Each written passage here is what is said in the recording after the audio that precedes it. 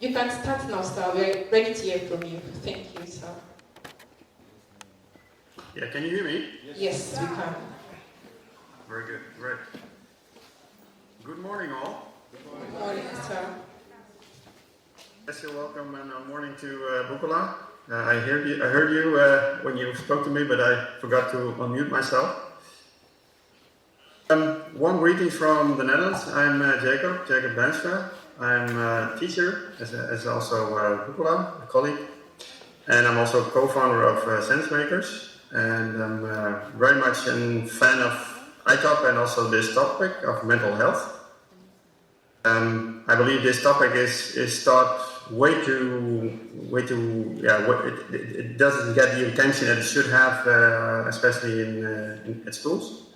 So let's talk about it more. What I heard before from the different speakers, I heard a lot of good things, so I also don't want to repeat things that I have already heard, so I want to share a few remarks I have noticed. Renew your mind is a very good one, I think. Adenika mentioned that. Also, Bukola mentioned that if you talk, you can't listen. So I think it's a very wise one. As teachers, especially, we tend to talk a lot, but at the same time, then we can't listen. So it's a very wise one. Professor Awolowo, if I pronounce it properly, mentioned that we have to avoid distractions and to stay on track, to be focused. And I really like that one as well. So I would like to talk about three different topics in this area. That is formation as a topic and transformation. Also sensing pressure and living in the moment. That's the other topic I would like to give some attention to. And the last one is the sense of belonging.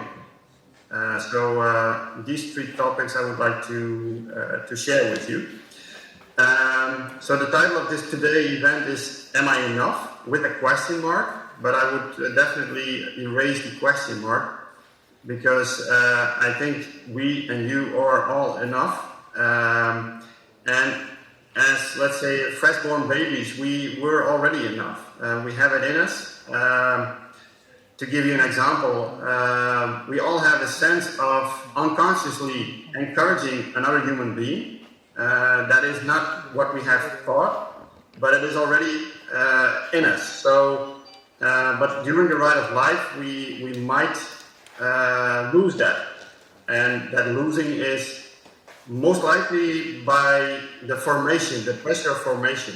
And formation means that we form ourselves to our surroundings. And the environment that we live in is constantly changing and demanding at the same time. And in your generation, Generation Alpha, the biggest change has happened in the beginning of your life, which you were still a baby, I presume, which was the introduction of the mobile phone and the boost of social media. So research has shown that the biggest pressure in your generation experiences come from the pressure of marks and finance, that's one, and the peer group expectations. And the third one is the identity struggle that we related to social media. So in essence, we try to belong, and we have the anxiety to fall out of the group, and which gives stress, anxiety, and related issues. As a teacher, I can mention that I'm more than aware of the pressure we sometimes put on our students, right? Because I believe that we also have an assignment in the school system. We should change the system, and because you could say that although the circumstances have changed in the environment, the school system is more or less still the same, and that has everything to do with our maybe tendency as teachers to control certain things, and we expect high grades, and we more or less indirect bring the statement across that if you have a high grade, you're good enough. But you're not your grade, right? You are more than that. So the only thing you have to do is to do a test to prove that you're good enough to go to the next step in your career. But unfortunately, that's the world we live in, right? That the school system and also the expectations of the environment is that, we need to strive for the next best thing, and that is the best grade you have in you. But to be honest with you, it is a lie. It is the fundamental truth is that you're good enough and you're not your grade.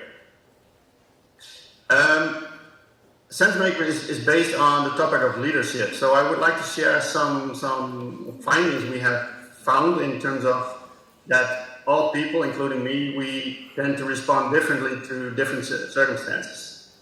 And it has everything to do with living in the moment. We have people like controllers and planners that want to control the situation, and planners are most likely people that are looking ahead in time and want to plan the situation.